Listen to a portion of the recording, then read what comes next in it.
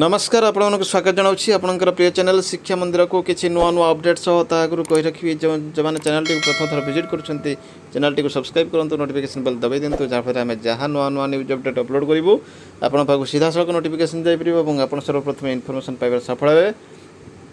और शेयर कर सांगसाथी सब बांटी पारे। तो चलतु आलोचना करवा कौन रही आज प्रथम अपडेट ता आगुरी कही रखी डिस्क्रिप्शन बॉक्स में टेलीग्राम चैनल लिंक को टच करते और जॉइन कर जातु से समस्त प्रकार अपडेट उपलब्ध होची जहाँकि आपंपाई अति उपदाय होता है। तो देखो प्रथम अपडेट रही जिला शिक्षा विभाग अधिकारी मरुड़ी 22 रु 13 बीओ 67 रु 39 एबीओ पद खाली। ये रही गंजाम कथा विद्यालय शिक्षार गुणात्मक मान वृद्धि पर सरकार नाना पदक्षेप ग्रहण करुँच 5T कार्यक्रम अधीन में स्कूल रूपांतरीकरण कार्यक्रम हाथ को नि शिक्षा विभाग दीर्घ दिन धरी खाली पड़ा पदवी पूरण होना जहाँकि बर्तमान चिंतार कारण होती। खोद मुख्यमंत्री जिलार हाईस्कल प्रधान शिक्षक और शिक्षक मंजूर पद तुलन में अधा पदवी खाली पड़ी।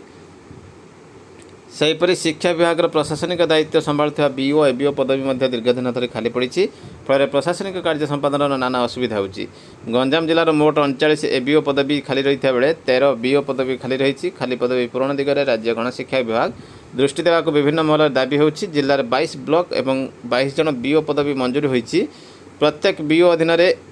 3 जन लेखाएं एबीओ पदवी रही। केवल रंगईलुंडा ब्लॉक 4 जन एबीओ पदवी सृष्टि कर बीओ अधीन एबीओ माने विभिन्न दायित्व संपादन करुछंती हेले अधिकांश ब्लॉक रे एबीओ पदवी खाली रही। फल एबीओ विभिन्न ब्लॉक रे शिक्षक माने एबीओ दायित्व रही। दीर्घ दिन धरी एबीओ पदवी खाली रही स्कूल प्रशासनिक कार्य संपादन नाना समस्या होथिबारु चिकिटी बेलगुंठा पुरुषोत्तमपुर और सानखेमुंडी ब्लॉक रे 3 लेखाएं एबीओ पदवी खाली पड़ी। तो निश्चित भाव गोटे बड़ अपडेट देखिए परवर्ती अपडेट। ओटीईटी उत्तर प्रघट भुवनेश्वर कारसादी सूचना 5 शिक्षकों संपृक्ति नहीं चर्चा। मालकानगिरी सारा राज्य में विभिन्न परीक्षा केन्द्र में सोमवार ओडिशा शिक्षक योग्यता अनुष्ठित होती। तेबे प्रश्नपत्र न मिलूँ उत्तर नकल कपि सामाजिक गणमाध्यम प्रकट होती। ओटीईटी ए सेट प्रश्नपत्र समान क्रमांक सीरियल नंबर थाई उत्तर एक जेरक्स कपि मोबाइल को घूरी बुलुवा देखा जाता। मालकानगिरी जिलार सहर महकुमार परीक्षा पिला माने केन्द्र को जावा पूर्व यही उत्तर जेरक्स कपि गणमाध्यम हाथ लगी। गणमाध्यम प्रतिनिधि यही पिला दिया प्रश्नपत्र सठिक उत्तर कि नुहे जांच करने को केन्द्र सम्मुख अपेक्षा करते मिल प्रश्नपत्र क्रमान्वय उत्तर जमापड़ा। तेबे उत्तर प्रघट राजधानी भुवनेश्वर एक सरकारी विद्यालय होता ए 5 जन शिक्षकों संपृक्ति कहुच्छी। तेबे उत्तर को एक कागज लिखा जाए पर जेरक्स कर जमापड़ी आई जेरक्स कपि ही भाइराल होती। प्रश्नपत्र सीधा सड़क प्रकट नक यार उत्तर को प्रकट कर भाइराल एक नुआ तरीका बोली कहुच्छी कारण पूर्व भाइराल होता प्रश्नपत्र कोडिंग अनुजाई यह केउं केन्द्र बा स्थान लीक होती जमापड़ा। पर प्रकटकारी कोडिंग नंबर को हटाई प्रश्नपत्र लीक करवा देखा जाता। एवं प्रथम थर पर प्रश्नपत्र प्रकट नक नुआ कार्डसाइज उत्तर को एक कागज लिखि जहाँ जेरक्स कर भाइराल कर देखिए परवर्ती अपडेट। गवर्नमेंट ऑफ ओडिशा रही चिठी फाइनान्स डिपार्टमेंट रही। तो निश्चित भाव देखिपुंट ये रही फाइनान्स डिपार्टमेंट 29/8/22 21,246 प्रशांत कुमार मिश्र पाखु रही। All department all heads of department all collector को रही चिठी। Revision of monthly consolidated remuneration for contractual including outsource personnel contractual outsource personnel जोटा रही revision of monthly consolidated remuneration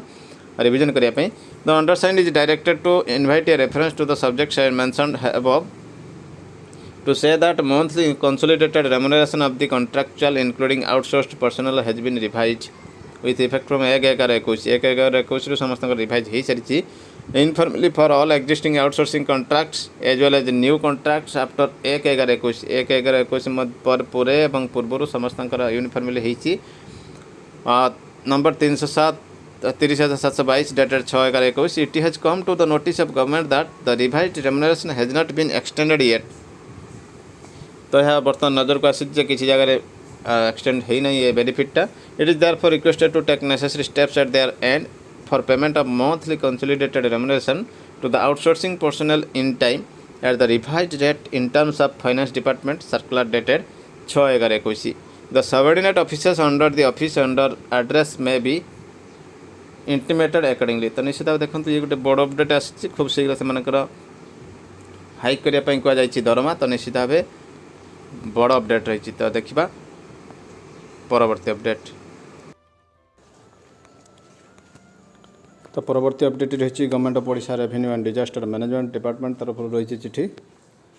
notification होती 28,490 डेटेड 29/8/22 रही government have been pleased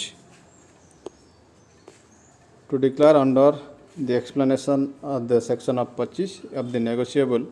instrument act 1881 read with the notification of government of India ministry of home affairs number रही 20-25-56 public 1 dated with 8th June 1957 the public holidays expressly defined in the said explanation that the bank and other banking institution etc. Odisha will remain closed on 1st September 2022 Thursday on the occasion of Nuakhai तो Nuakhai पे extra छुट्टी मिल जाइए तो government Madhya please हो जाइए तो निश्चित भाव गोटे बड़ अपडेट विशेष सूत्र खबर आसी DA 3% and HRA file of 7th पे कमिशन टेबल उपर फाइल दस्तखत खूब जल्दी तो चूड़ांत पर्यायर पहुँची हुए तो नुआखाई भेटी हिसाब से मिल पारे 3% DA और HRA तो निश्चित भाव रही गोटे बड़ अपडेट तो परवर्ती अपडेट सबुठ गुरुत्वपूर्ण रही गवर्नमेंट ऑफ ओडिशा रही डिजास्टर मैनेजमेंट तरफ रही 28,633 डेटेड रही 30/8/22 फ्रॉम मधुस्मिता साहू पाखु रही चिठी रेवेन्यू डिजास्टर डिविजनल कमिशन को रही चिठी declaration of local holiday Nuakhai 2/9/22 for the calendar year 2022 Sambalpur and district रही I am directed to invite a reference to the your letter number 384 dated 30/8/22 on the above noted subject to say that government has been pleased local holiday देवा please हो जाती Friday 2/9 Sambalpur और Bargarh district तो निश्चित भाव देखते गोटे बड़ अपडेट रही एपटे आसी district education officer Jharsuguda letter number 5250 dated रही 3/8/22 ऑल BO ऑल हेडमास्टर को रही चिठी declaration of local holiday for calendar year 2022 तो ये से 2/9 को से करिसेंती फ्राइडे नुआखाई हॉलिडे डिक्लेरेशन करिसेंती Jharsuguda all school and offices under school and mass education Odisha will remain closed तो निश्चित भाव गोटे बड़ खबर रही अतिरिक्त छुट्टी मिली लोकल हॉलिडे मिली शुक्रवार तो निश्चित भाव गोटे बड़ अपडेट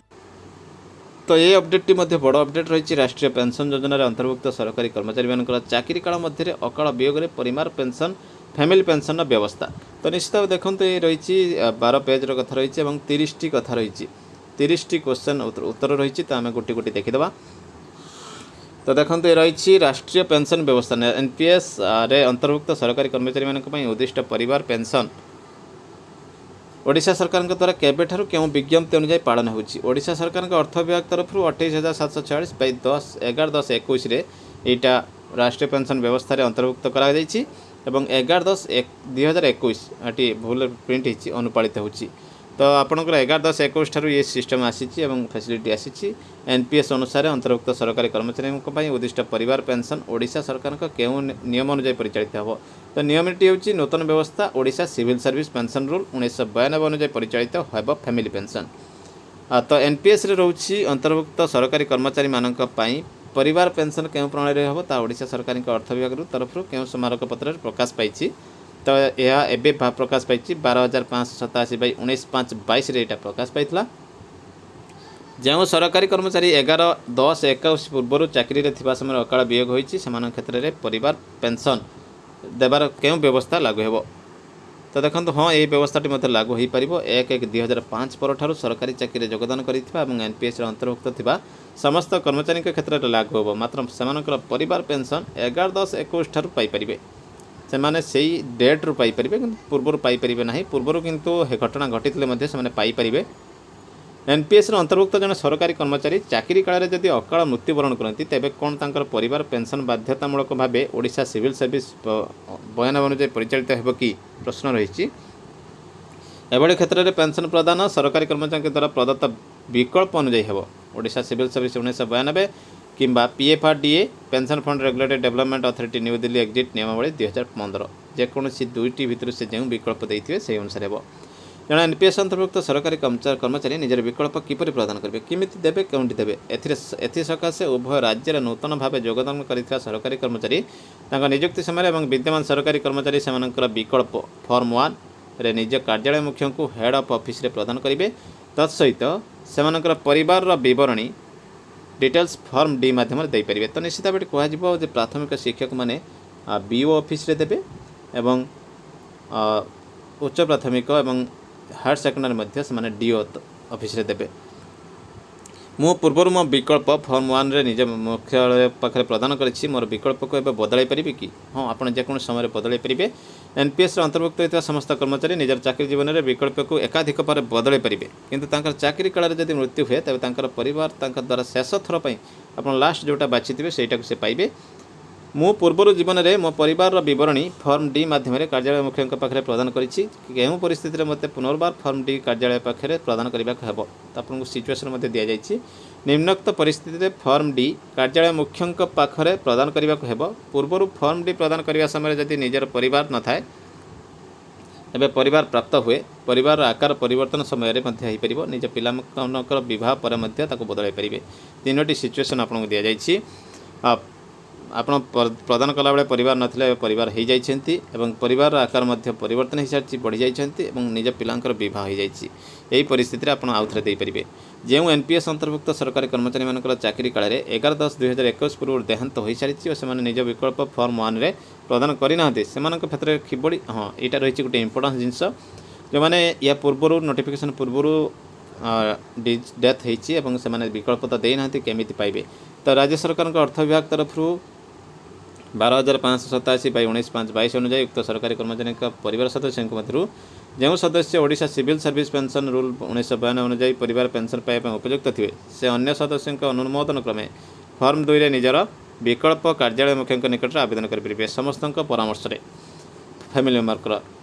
जदि जड़े एनपीएस अंतर्भुक्त सरकारी कर्मचारी चाकरी काल रे और निज पेंशन अकाउंट प्राण खोला होगा पूर्व देहांत हो सारी तो निश्चित यहाँ टी इम्पोर्टान्स रही। तो आप चाकरी कर सारी एनपीएस अंतर्भुक्त अच्छा कि प्राण खोला ही ना आप कहार गोटे प्रोब्लेम हो जाए तेरे क्षेत्र में ओडिशा सिविल सर्विस रूल 1992 नियम अनुजाई परिवार पेंशन लागू हेबो कि तो उत्तर रही हाँ। एथिपाई परिवार सदस्य मध्य परिवार पेंशन पाइबापी योग्य सदस्य विकल्प फॉर्म 2 रे आवेदन करिया पड़िबो। फॉर्म 2 रे से आवेदन करेंगे। सरकारी कर्मचारी पाखर विकल्प फॉर्म 1 ग्रहण करने पर कार्यालय मुख्य किभଳି ताहार लिपिबद्ध करेंगे। तो यहाँ इंपोर्टान्स रही। सरकारी कर्मचारी पाखर फॉर्म 1 फॉर्म डी तीनोटी नकल कॉपी ग्रहण करने पर कार्यालय मुख्य एक एक्नोलेजमेंट सरकारी कर्मचारी को जनक प्रदान करेंगे। तो से रिसीव कले बोली प्रदान करेंगे प्रमाणपत्र तत्पर फॉर्म 1 फॉर्म डी को तनखी करने पर अनुमोदन करेंगे। अनुमोदन होता फॉर्म मध्य गोटी को सरकारी कर्मचारी सर्विस बुक रेकर्ड सहित संलग्न कर भूलिए ना। सर्विस बुक रे आप निश्चित भाव लगेबे। अन्य 2टी नकल मध्य गोटे सरकारी कर्मचारी और अन्यटी को ट्रेजरी माध्यम central record keeping agency NSDL पाखक प्रेरण कर 3टी कॉपी गोटे आप सर्विस बुक रे लगे और ऑफिस रे रहिबो एवं आपन को गोटे दिज्व आ गोटे एनएसडीएल को दिज्व। फॉर्म 1 फॉर्म डी प्रदान करने किसी ऑनलाइन व्यवस्था अच्छी कि हाँ बर्तमान पर यार कौन ऑनलाइन व्यवस्था ना तो मन रखु कि एचआरएमएस माध्यम यही ऑनलाइन व्यवस्था प्रदान पर आवश्यक पदक्षेप नि जाउछि। तो निश्चित भाव देखते ये गोटे बड़ अपडेट रही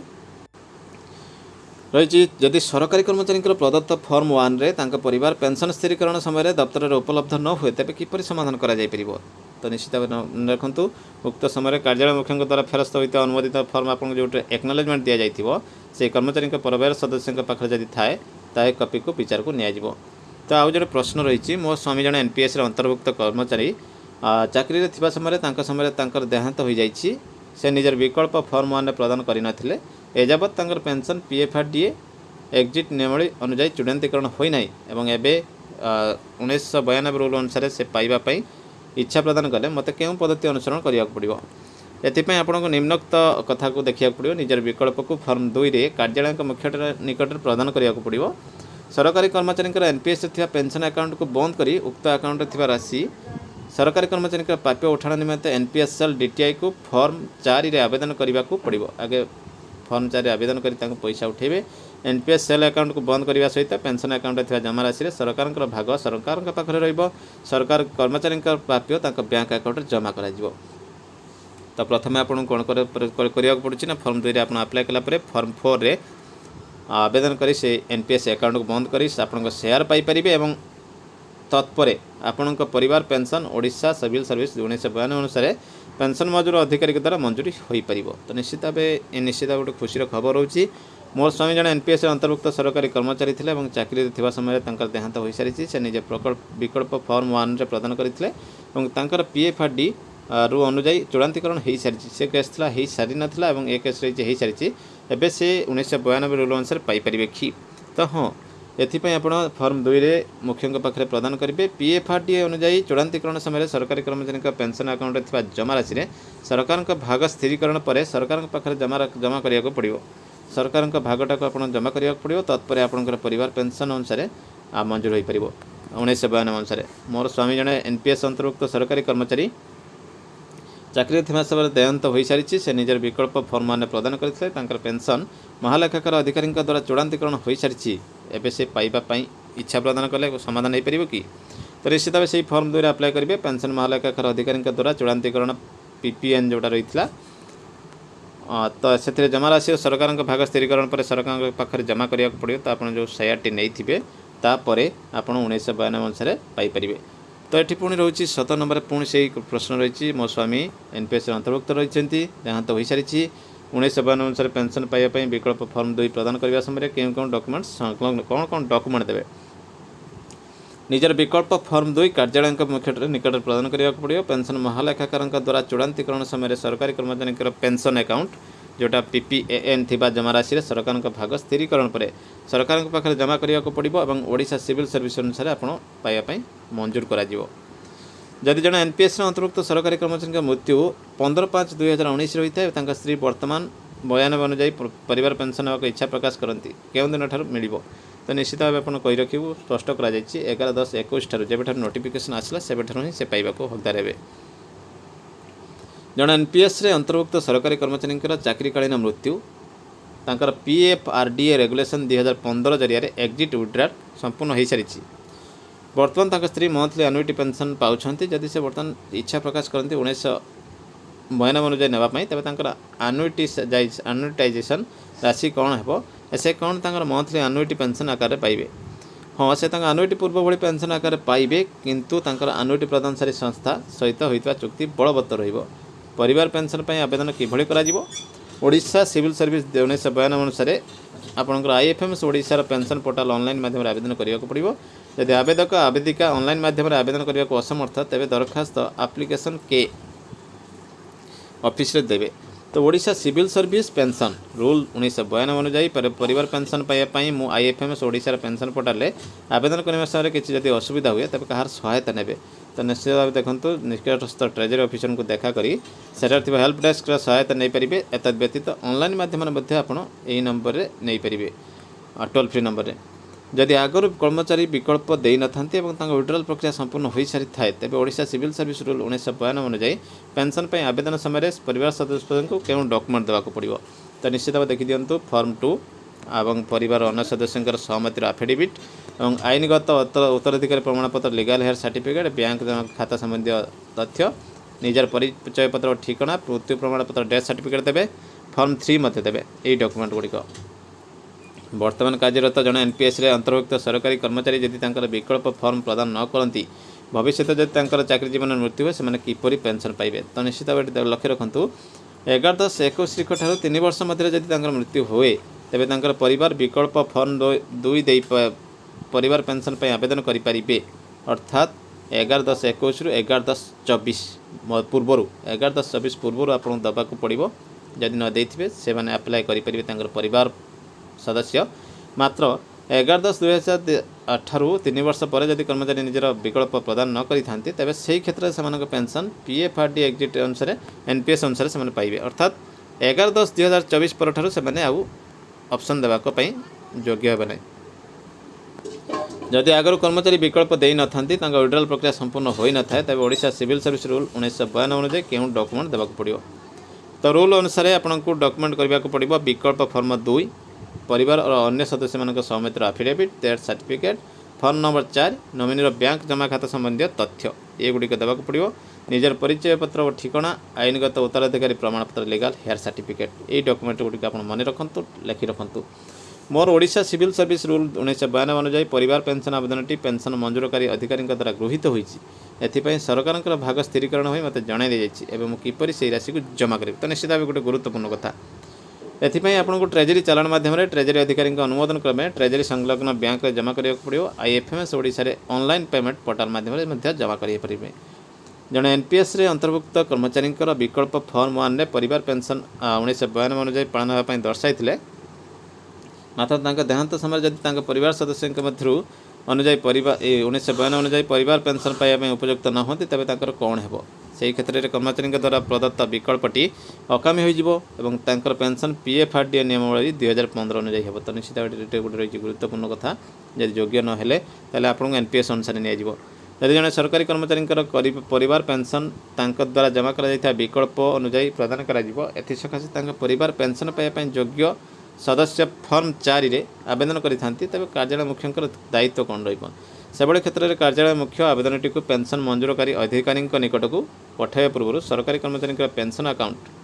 मिसिंग क्रेडिट तनखी करेंगे। जदि किसी मिसिंग क्रेडिट थाए तेज ट्रेजरी ऑफिसर के जरिया तार समाधान कराइबे। तत्पर आवेदन पत्र को भित्ति करी परिवार पेंशन आकलन करी पेंशन मंजूरी करें। कार्यालय हेड ऑफिस सरकारी कर्मचारी पेंशन अकाउंट रे मिसिंग क्रेडिट तनखी किपरि करेंगे। कार्यालय मुख्य निजर लॉगिन आईडी और पासवर्ड व्यवहार करी central record keeping NSDL portal उक्त सरकारी कर्मचारी ट्रांजैक्शन स्टेटमेंट डाउनलोड करी कार्यालय आक्यूटेंस रोल अनुसार तनखी करें। परिवार पेंशन मंजूरी करिवार पेंशन मंजूरकारी अधिकारी कौन दायित्व रही तो निश्चित भाव एटा भी आपण मैंने जानवा दरकार। परिवार पेंशन पर आवेदन पत्र कार्यालय मुख्य माध्यम पाइबा परे पेंशन मंजूरकारी अधिकारी आवेदन पुनः तनखी करेंगे। परिवार पेंशन पर योग्य थे आवेदन पत्र सह संलग्न करी फॉर्म 4 रे फॉर्म 3 एक नकल को एनपीएसएल डीटीआई को प्रेरण करेंगे। फॉर्म 4 को भित्ति करी एनपीएसएल अकाउंट बंद करने सुपारिश करेंगे। बैंक अकाउंट जमा करी पेंशन मंजूरकारी अधिकारी पाखु जणाइबे।